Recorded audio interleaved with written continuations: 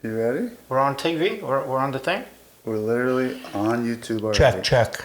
No, I'm just kidding. You don't have to get that close to the microphone either. I know. Right here is fine. I'm being comedic. Comedic. Ah, yes.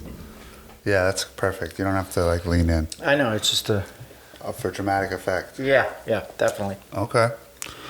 I noticed every time before you do it, you take a puff out of that thing before you start your show. Yeah. It's for consistency, continuity. Nice. Hello, and welcome to the episodes with Matt Pavich. I'm Matt Pavich. Today I'm joined by my father, Denis Pavich.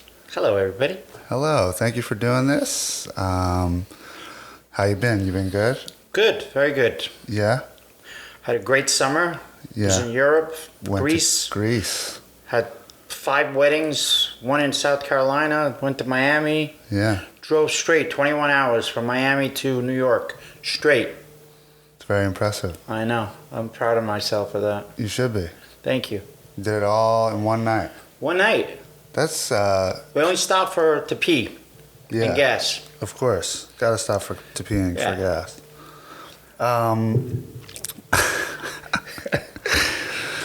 So, I guess this episode will sort of be about the generational difference of understanding mental health, right? You are a bit older, and I know... 59. 59, yeah.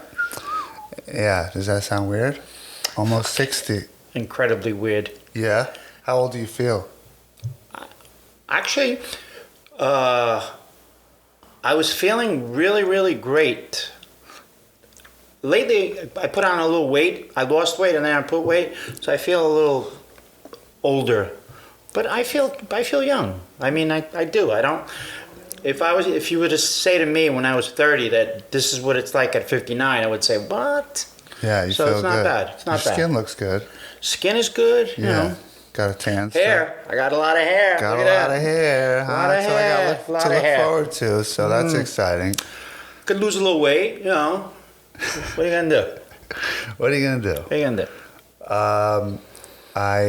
do? So you grew up at a different time, right? Oh, we're not gonna talk about sports? We're not gonna talk about sports. This is we're not. talking about sports. This is not a sports podcast. This is a sports podcast. This is not about sports? It's not about sports. Just kidding. Are there some sports things you want to get off your chest? You getting paid? You getting paid for this? Episode 2. Episode 2. He listens to the podcast. It's all about the money. I saw Ballers last night. They had that song. Ballers? Yeah, they had that song. Is that the bootleg? No, it's with The Rock. Oh, with The Rock. Okay. It's all about the fucking money. Yeah. Good song. I've never seen that show. They have a guy that's bipolar. We're on the topic of bipolar. Yeah. Denzel Washington's son is a football player, and season 3, I think he gets diagnosed as being bipolar. So interesting. Maybe I should watch. Yeah. Yes. I'm always interested how they depict it in movies and television. They don't really show him being manic or depressive. I stopped watching, and then I started watching 2 days ago. So I don't remember what happened in season 1 and 2. Season 3, they're talking about him being bipolar, him getting a concussion. Yeah, mental illness is hot right now. Very hot. Everybody's jumping on the bandwagon. Yeah. Gotta have a And mental... the commercials. The fucking commercials about bipolar on TV. Yeah. All of them. There's 10 commercials about it. I never heard of this thing before he got it. Right. That's what I'm trying to get at, is your generation obviously had a different understanding of mental illness and mental health. So when you were growing up and there was, someone acting erratic, how did you guys sort of handle that situation? We just kind of stayed away from them. We were afraid, and I had a close friend of mine who had an episode, and he was hospitalized, and I think he's still still not the same. Yeah. But I think he was not bipolar. I think he was schizophrenic or whatever. Yes. So when that happened, there was a shock. Yeah. What the fuck? Why? How? You didn't see any warning signs? No. I mean, well, originally he started not making any sense. Okay. So that was the warning sign, but you wouldn't think he would have a break. have a breakdown. Yeah. He actually Had a breakdown in this house. Whoa. On the stairs. That's scary. Very scary. Yeah. Yeah. Took his clothes off. Okay. My mother grabbed him by the hair, ran him upstairs, like out of the blue. Like, yeah. No idea what to do. No. How do you react? It's like, I don't know. Same thing with you. I mean, the first time I remember you had your first episode. Yeah. And we're in the doctor's office like the next day, and they're saying your son is bipolar, and we're like, what the fuck? What are you talking about?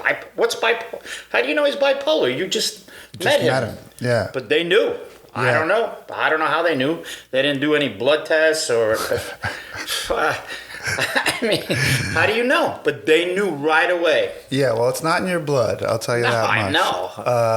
But I think there are like clear warning signs and clear indicators when someone's acting manic, and they're doctors and they've been studying it for a long time. So it's easy for them to diagnose it. But it is very challenging. I remember the first episode, just like you, I was like, what the fuck are you talking? I'm not bipolar. I'm a genius. I remember saying that specifically. And I remember specifically being in the hospital and saying something like, Leonardo da Vinci didn't need to sleep. Why should I sleep? And you you looked at the doctor and you're like, he does have a point. You do. Da Vinci did not sleep. I don't think Tesla never slept. I don't think my son is as genius as either of these brilliant individuals, but he does have a point. The kid's right. So, yeah, it must have been super challenging, man, for you guys, the whole family, just coming to grips with the diagnosis. And, it's obviously we've got a better understanding of it now, I think. Absolutely. Yeah. In the beginning, we were like, not only was it difficult to deal with you, but it was difficult to deal with everybody in the family, because everybody thought they had the solution and everybody had their own ideas, and we were fighting and yelling, and you weren't even there. I know. You were fighting and yelling too, but amongst us, we were like yelling, screaming, making, like, it was crazy first time. What were some of the solutions that people had? Like, what did you guys think was going on? I don't even really remember. It was drugs, lack of sleep. Yeah. Needs God. Yeah. Like, I don't know. It was just, everybody thought they knew. Meanwhile, we didn't know shit. We still don't know shit. Yeah. I still don't know shit. Yeah. Well, you've done some research and I read books. Yeah. For a while there, I thought everybody was bipolar. You look at everybody, Eminem, Mel Gibson, Catherine Zeta-Jones, Robin Williams. Yeah. Anybody that had, was talented and a little fidgety, you're like, this guy's fucking bipolar. Look at him, he's bipolar. Yeah. And it could be true. I don't know. I do that too a little bit when I'm walking in the street and I see someone rapping to themselves with loud headphones on. I'm like, he's manic. Yeah. Or a lot of there's signs and indicators that people are not doing well, all over, especially in the city of New York. You're so close to people that you don't know on the train and shit like that. Yeah. I do that all the time. I do the same thing. Yeah. And not as much now, because I think I've how should I say, accepted this a little better. And now, the last time you were hospitalized, I was listening more than talking. Mm-hmm. Just soaking it in and trying to, I don't know, not humor you or not give you answers, but I was more just mellow as opposed to the first time. We went at it. We actually fought. You threw me across the room. Remember that time? Yeah, I do. We were physical the first time. You wanted to beat the shit out of me. Every time you saw me, you were kicking me, hitting. You wanted to beat the shit out of me, and I couldn't understand that. But no, now I understand. It's not you. Right. It's not you. So it was a slow climb to understanding the disease, and now I understand it. Yeah, I feel crazy learning curve, for lack of a better term. I do remember getting physical almost every time I've been manic. No, I don't think so. No. The most recent one? Not recently, no. I think the most recent one, how I remember it, is like we were about to get physical and both of us were like, I don't want to do this. I don't want to do this. No. What? When you were in Westchester? Yeah, we were upstairs. Remember? And you like, someone grabbed somebody and then we were both like, stop. Oh, before you were hospitalized. Before I was hospitalized. Yeah. Maybe, yeah. So that's learning. Yeah. That's growth. That's a tremendous amount of growth. It is. And I apologize. I didn't know anything, and I get a bad temper or whatever, but I got physical a couple of times. That one time in the car when you threatened to jump out of the car. Yes, I do remember that. That's the first time I was ever hospitalized. I don't know if I've told this story on the podcast or if it makes sense to tell a story on the podcast, but here we go. And you correct me if there's any. I'm sure I have a different perception than you. Yeah. All right, so let's discuss. I was at the old Eastville Comedy Club before New York Comedy Club bought it, and I was running a show there, and I used to run like a pretty successful show there. Very good for a young kid. You did very well. Thank you. I had a lot of friends back then. They would all come to the show, so it was a packed show. Well, you don't have those same friends? No. Once you start doing comedy for a long time, all your friends disappear. Not disappear. Whatever happened to that guy with the weird haircut? He was there that night. He was trying to calm you down. He had a weird haircut, talked with a lisp. He was going to L.A. He got a gig. I don't know. I forgot his name. Yeah, like a mohawk. Oh, mohawk. That's an interesting way to say weird haircut. Yeah, he actually doesn't do comedy anymore. No, he was good. He was good. Yeah, he's like he quit. Not quit. Quit is like a dramatic word, but he just stopped doing it. Sorry. No, he was there, and that he's actually an important part of the story. I don't want to say names because whatever, but no names. He was like, "Hey, man, I think you're having a manic episode." Am I getting paid? You are getting paid. Yeah, $10,000. So he was telling everyone that I was having a manic episode. Yes. And everyone was like, "No, he hasn't slept in a few days." He didn't know what the fuck manic episode was. Exactly. Neither did I. And I was like, "No, dude." And he was trying to explain it to me and tell me what it was. And if I would have listened, I was showing every single sign of having a manic episode. Yeah. But I wasn't listening. He was trying to tell Marlena. Marlena was like, "Oh my gosh, maybe this is something." Marlena's my older sister. Hi, Marlena. Hi. And so the show goes on. I go last, and I get up on stage, and instead of doing comedy, I'm just sort of like horrible. Yeah, like telling secrets. The only one that was laughing was.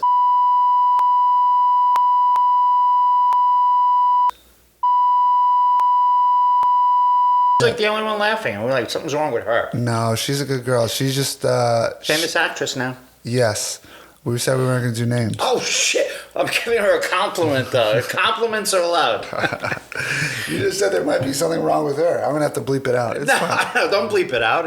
I'll bleep it out. I was just wondering why she was the only one enjoying your show. I think she has a nervous laugh, and she was doing a nervous laugh, or maybe I was doing some sort of rebellious thing. I thought she was like rebellious, and this was like a rebellious act because nobody was understanding what the hell you were saying.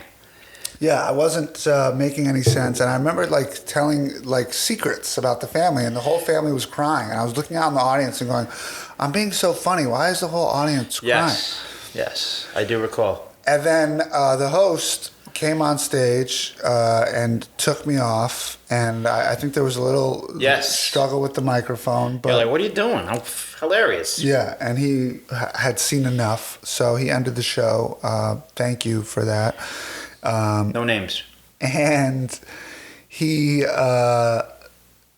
show's over, and I had booked a table at a nightclub. I had no money, but I had booked a table at a nightclub and ordered 3 bottles and was going to have this huge after party for the show that just happened. I wanted everyone to come.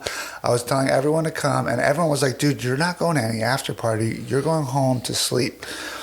And I was nervous that I was going to ruin a relationship if I didn't go to the party because I had ordered these bottles, and people that weren't even at the show were going to the nightclub because I had told them to. Is that true? Yeah, people from Connecticut came.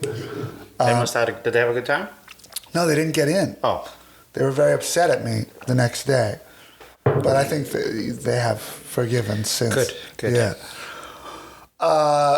So everyone's like, we're going back to this house. This house, yeah. We're going to have an intervention. An intervention, and it really was a textbook intervention. All my friends were there, my family was there, and they were like, dude, you gotta go to sleep. That was the consensus.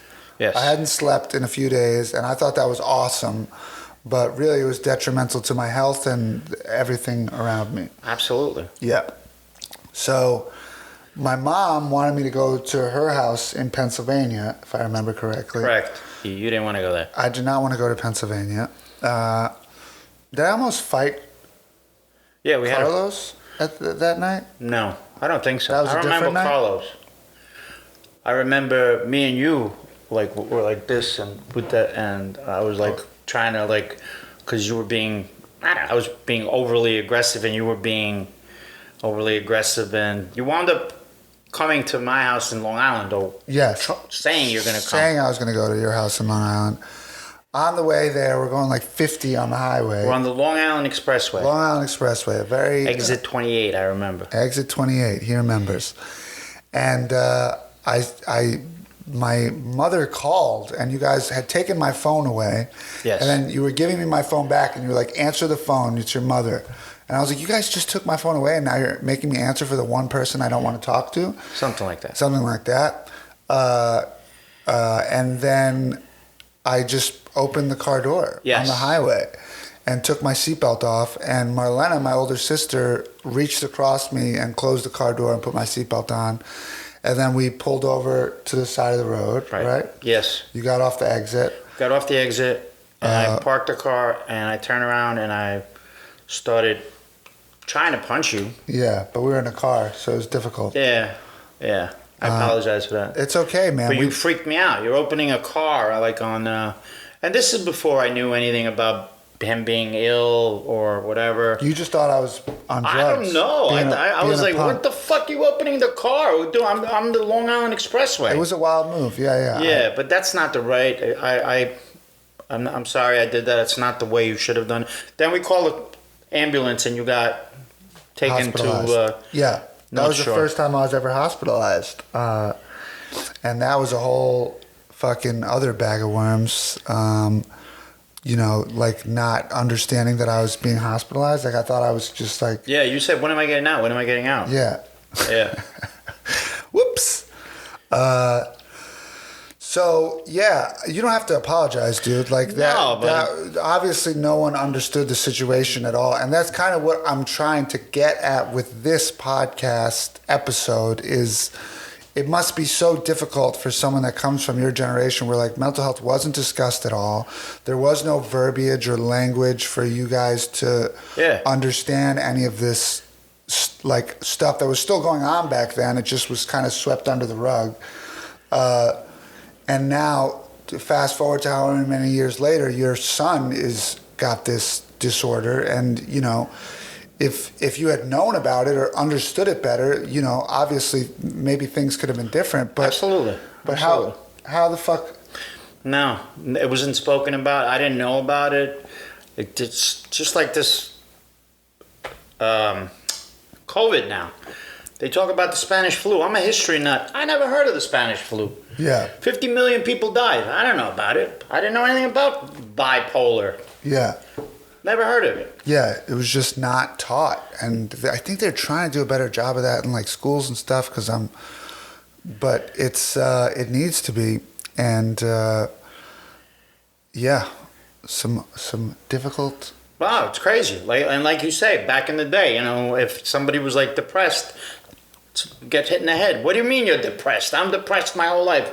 What do you mean? What the fuck you got to be depressed about? Yeah. But now we understand it a little bit more, and we try to cure the problem, because depression is very big. Yeah. It is. It's real. It's real. Yeah. So. I have to stop the cameras because we can only roll for a certain amount of time, and then we can. So right. I'm just going to cut it, and we'll get right back. How do I look? You look great. Is it on delay? What do you mean? I don't know. Never mind. What's delay? Like is it on now? Yeah, it's on right now. But Hello. it can only record for like 26 minutes. Right, and then right, I right. have to cut it because Yeah. stupid camera. So, Okay. thank you, Sarah, for letting us borrow your camera, of course. Thank you, Sarah. Hi, Sarah.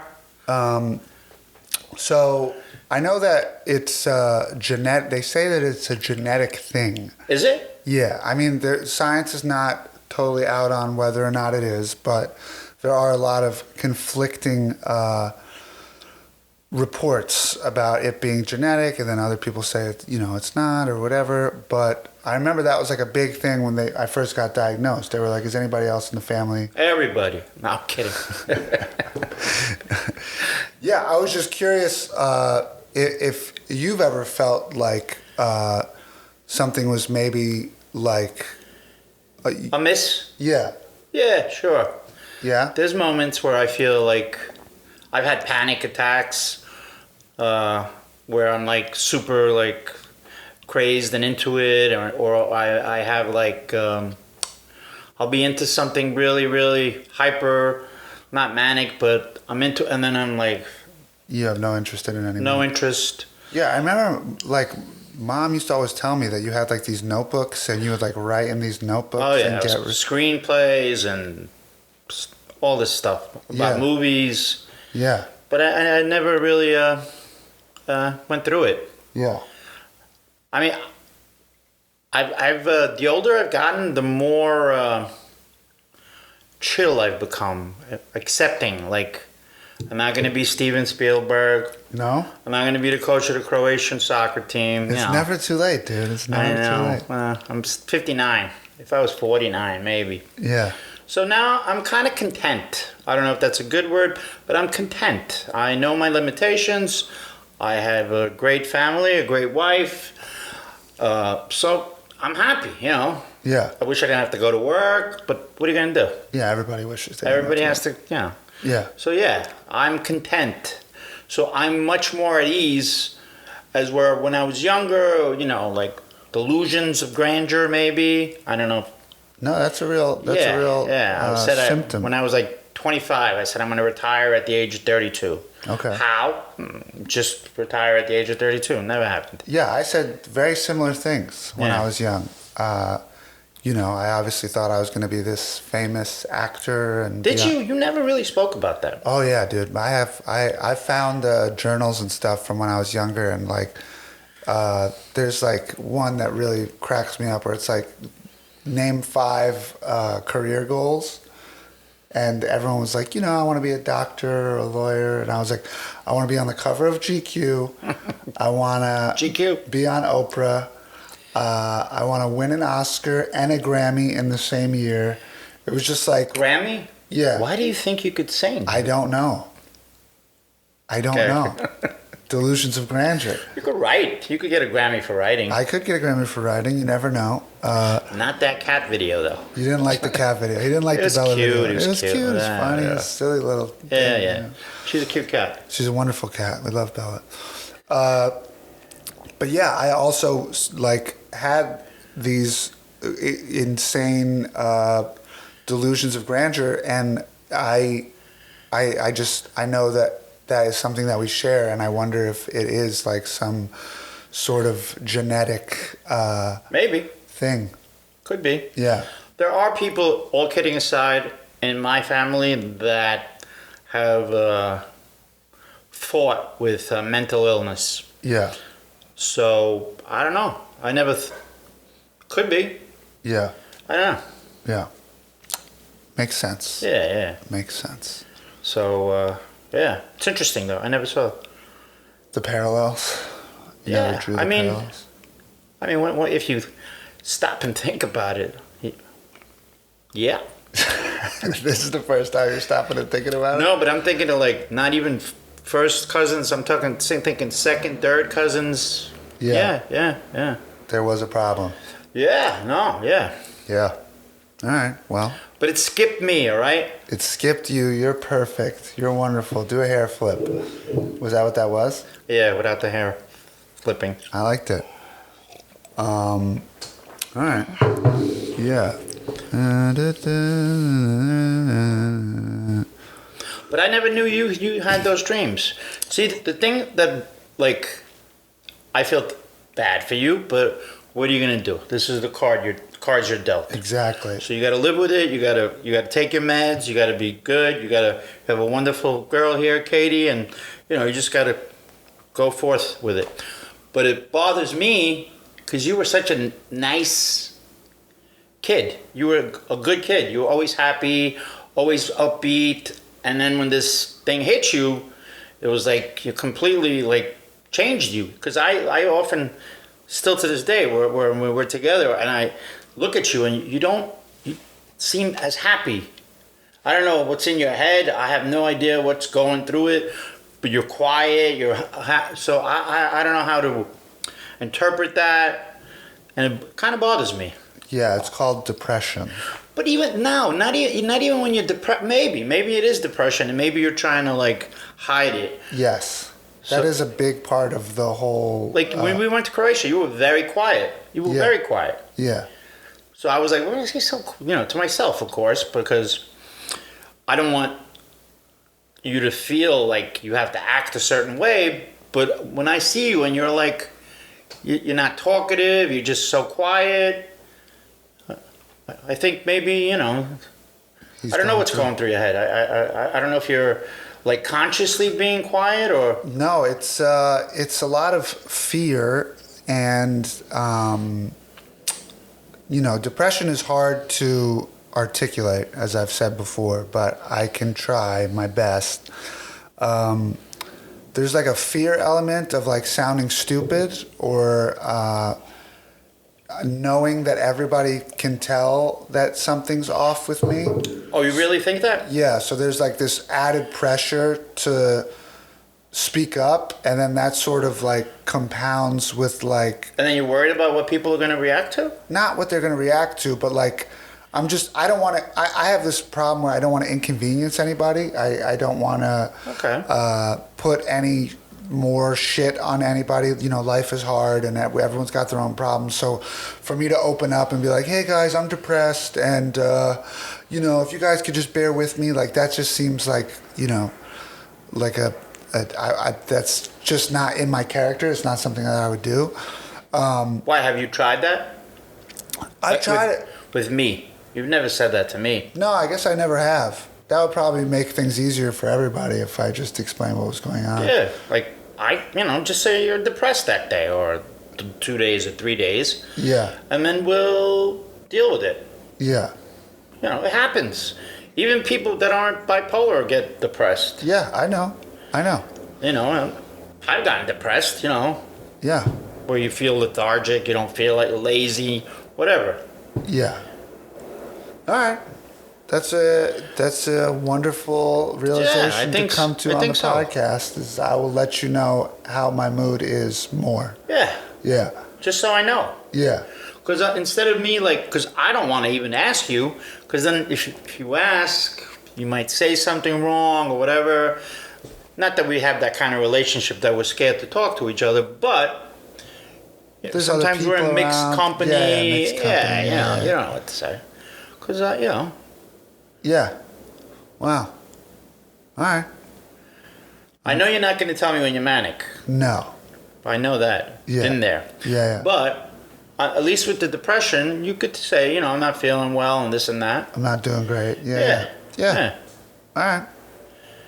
And then we'll go play golf. Something that wakes his ass up all the time. Yeah. The only thing that gets me out of bed, golf. How is that, by the way? How is golf? You're sleeping. I sleep too much. I sleep way too much. Really? What's too much? Yeah, I'll go to bed probably like midnight or 1 a.m. and wake up at like 10 or 11. It's like 10 Why do you hours. think you sleep that long? I take my medicine at nighttime. So it's the meds? Yeah, it's the meds. All right. Yeah. It's just, it's hard to come to the realization because like I always want to be like a high functioning human being, and then realizing that like half my day is me sleeping is problematic. Have you tried like setting the alarm and? Yeah, it's just really hard. to. Yeah. Because now I work from home a lot of days, and I say the same thing. I said, I'm going to sleep all morning, but I can't. Yeah. I wake up my wife leaves, hi Maria, at 6. Usually I get up. And I don't have to get up. Yeah. But I'll go downstairs, have my coffee, put on... Well, you're a napper. You nap sometimes. I do nap. Yeah. I do nap. Yeah. But like the sleep regimen is usually like 10, 11 to 6. Sometimes even 5. Yeah. That's better. I wish Yeah, but the older you get, the less sleep you need too. Is that true? I've heard people say that. Absolutely. But I'm like 32, dude. It's not like I'm... You always slept a lot. Did I? Yeah, even when you were a kid, I think you slept a lot. Really? Yeah. Interesting. I could be wrong, but you always slept a lot. I think you're right. Then again, when you were going out and coming home at 4 o'clock and then sleeping until 3 o'clock, I don't know, Yeah. drinking and stuff like that. I don't know. But you always slept a long time. Okay. Good to know. Good From what I remember. Yeah. I mean, this is all information that I'm getting in real time, so processing it is very interesting. Yeah. I'm sorry that I am not more open with my mood with you. That is something that I guess I should do more. And I will. You should. Yeah. I've also been told, I won't mention any names, by somebody Yeah. that that I should talk to you because you have something to say to me. And I'm like, what? Why does he feel he can't talk to me? Like, when I call, he never makes it seem like he wants to talk to me. Well, you're terrible on the phone. I'm horrible at the phone. The world's worst phone converser. Worst. I hate it. Yeah. I don't like the phone either. So you put that together and it's a recipe. But is there for disaster. something that, like, is bothering you or you wanted to talk to me about it? No. Oh, Some okay. secret? I have no idea. No. I mean, this stuff is great. Opening up about all this is wonderful, I think. Yeah. But I think I've... Well, if it comes to you, don't be afraid to talk about it. All right. Thank you. All right, You man. either. Yeah. Yeah. Okay. I there are moments where I want to ask you something and I'm like, I don't know. I'm an open book, dude. Look at me. I'm doing a fucking podcast about how bipolar I am. Yeah. Yeah. It's very I'm great. ready to talk about stuff. Okay. Good. Yeah. Good. Yeah. All right.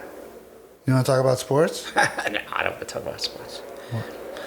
I was just kidding. Yeah, it was a good gag. The Sandmark Darnold, are you still in touch with him? Yeah, he follows me on Instagram, which is very cool. I remember when he got traded to the Panthers, I DM'd him, please make us regret this decision. So far, so good. So far, he's living up to the DM. He looks good. He does. 275. Baby face, right? Yeah. I was looking at his face. It looks funny in a helmet. It looks like he's an 11-year-old kid. Yeah, it is funny. Yeah. Yeah. We're big sports fans.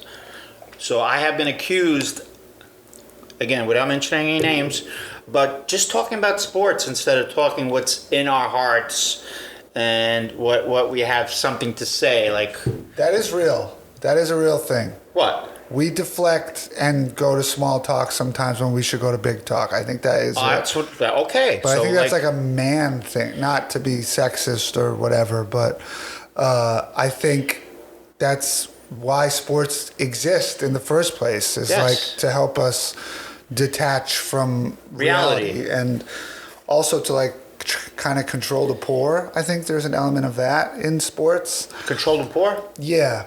And so there won't be any wars. Yeah, I think Men's aggression. aggression sports. gets out. Yeah.